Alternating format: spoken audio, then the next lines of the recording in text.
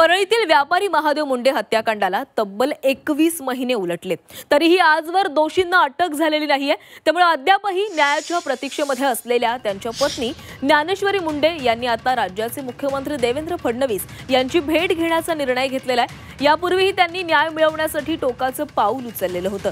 आज त्या मुख्यमंत्र्यांची भेट घेणार असून 21 महिन्यांमधील व्यथा त्यांच्या समोर त्या मांडणार आहेत। ज्ञानेश्वरी मुंडे मुख्यमंत्र्यांकडे नेमकी कोणती मागणी करतील आणि फडणवीस या प्रकरणी काय निर्णय घेतात याकडे संबंध राज्याचं लक्ष लागलेलं आहे।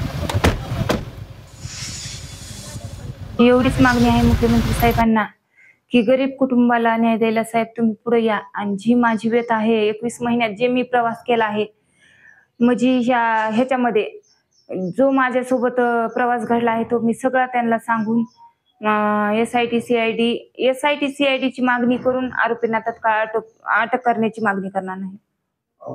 हो, मी त्यांची पण तक्रार करणार आहे। सगळे जेवढे अधिकारी बदलले गेले होते 8 अधिकारी मी त्यांची पण चौकशी करा।